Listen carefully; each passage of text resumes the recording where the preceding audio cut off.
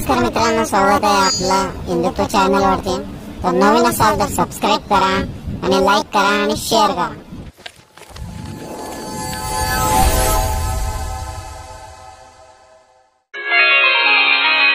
अध्याय 14 प्रकृति के 3 गुण. भगवान ने कहा, अब मैं तुमसे समस्त ज्ञानों में सर्वश्रेष्ठ इस परम ज्ञान को पुनः कहूंगा, जिसे जान लेने पर समस्त मुनियों ने परम सिद्धि प्राप्त की है. इस ज्ञान में स्थिर होकर मनुष्य मेरी जैसी दिव्य प्रकृति को प्राप्त कर सकता है. इस प्रकार स्थित हो जाने पर वह न तो सृष्टि के समय उत्पन्न होता है और न प्रलय के समय विचलित होता है. हे भरत पुत्र, ब्रह्म नामक समग्र भौतिक वस्तु जन्म का स्रोत है और मैं इसी ब्रह्म को गर्भस्थ करता हूँ, जिससे समस्त जीवों का जन्म संभव होता है.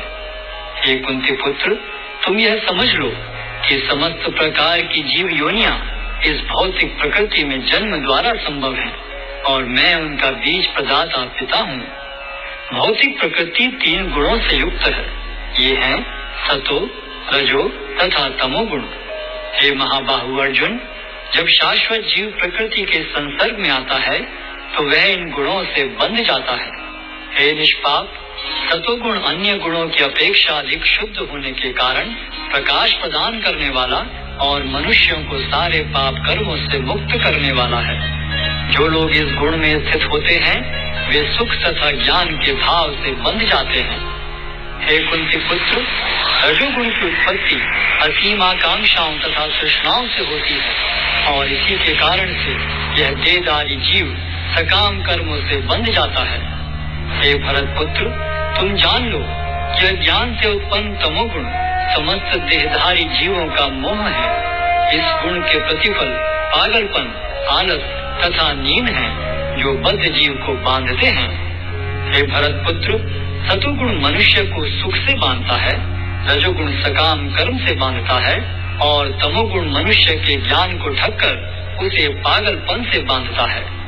हे भरत पुत्र, कभी कभी सतोगुण रजोगुण तथा तमोगुण को परास्त करके प्रधान बन जाता है, तो कभी रजोगुण सतोगुण तथा तमोगुणों को परास्त कर देता है और कभी ऐसा होता है कि तमोगुण सतो तथा रजोगुणों को परास्त कर देता है.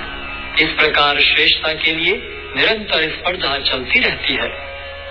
सतोगुण की अभिव्यक्ति को तभी अनुभव किया जा सकता है जब शरीर के सारे द्वार ज्ञान के प्रकाश से प्रकाशित होते हैं. हे भरत वंशियों में प्रमुख, जब रजोगुण में वृद्धि हो जाती है तो अत्यधिक आसक्ति, सकाम कर्म, गहन उद्यम तथा अनियंत्रित इच्छा एवं लालसा के लक्षण प्रकट होते हैं. जब तमोगुण में वृद्धि हो जाती है तो हे कुरुपुत्र, अंधेरा, जड़ता, प्रमुक्तता तथा मोह का प्राकट्य होता है. जब कोई सतोगुण में मरता है तो उसे महर्षियों के विशुद्ध उच्चतर लोकों की प्राप्ति होती है. जब कोई रजोगुण में मरता है तो वह सकाम कर्मियों के बीच में जन्म ग्रहण करता है और जब कोई तमोगुण में मरता है तो वह पशु योनि में जन्म धारण करता है. पुण्य कर्म का फल शुद्ध होता है और सात्विक कहलाता है, लेकिन रजोगुण में संपन्न कर्म का फल दुख होता है और तमोगुण में किए गए कर्म मूर्खता में प्रतिफलित होते हैं. सतोगुण से वास्तविक ज्ञान उत्पन्न होता है, रजोगुण से लोभ उत्पन्न होता है और तमोगुण से अज्ञान, प्रमाद और मोह उत्पन्न होते हैं. सतोगुणी व्यक्ति क्रमशः उच्च लोकों को ऊपर जाते हैं, रजोगुणी इसी पृथ्वीलोक में रह जाते हैं और जो अत्यंत गर्हित तमोगुण में स्थित हैं वे नीचे नरक लोकों को जाते हैं. जब कोई यह अच्छी तरह जान लेता है कि समस्त कार्यों में प्रकृति के 3 गुणों के अतिरिक्त अन्य कोई कर्ता नहीं है और जब वह परमेश्वर को जान लेता है जो इन 3 गुणों से परे हैं, तो वह मेरे दिव्य स्वभाव को प्राप्त होता है. जब देहधारी जीव भौतिक शरीर से संबद्ध इन 3 गुणों को लांघने में समर्थ होता है तो वह जन्म, मृत्यु, बुढ़ापा तथा उनके कष्टों से मुक्त हो सकता है और इसी जीवन में अमृत का भोग कर सकता है. अर्जुन ने पूछा, हे भगवान, जो इन 3 गुणों से परे हैं वह किन लक्षणों के द्वारा जाना जाता है, उसका आचरण कैसा होता है और वह प्रकृति के गुणों को किस प्रकार लांघता है? भगवान ने कहा, हे पांडुपुत्र, जो प्रकाश आसक्ति तथा मोह के उपस्थित होने पर न तो उनसे घृणा करता है और न लुप्त हो जाने पर उनकी इच्छा करता है, जो भौतिक गुणों की इन समस्त प्रतिक्रियाओं से निश्चल तथा विचलित रहता है और यह जानकर कि केवल गुण ही क्रियाशील हैं, उदासीन तथा दिव्य बना रहता है, जो अपने आप में स्थित है और सुख तथा दुख को एक समान मानता है, जो मिट्टी के ढेले, पत्थर एवं स्वर्ण के टुकड़े को समान दृष्टि से देखता है, जो अनुकूल तथा प्रतिकूल के प्रति समान बना रहता है, जो धीर है और प्रशंसा तथा बुराई, मान तथा अपमान में समान भाव से रहता है, जो शत्रु तथा मित्र के साथ समान व्यवहार करता है और जिसने सारे भौतिक कार्यों का परित्याग कर दिया है, ऐसे व्यक्ति को प्रकृति के गुणों से अतीत कहते हैं।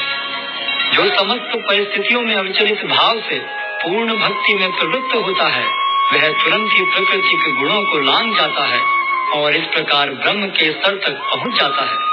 और मैं ही उस निराकार ब्रह्म का आश्रय हूँ, जो अमर्त्य, अविनाशी तथा शाश्वत है और चरम सुख का स्वाभाविक पद है।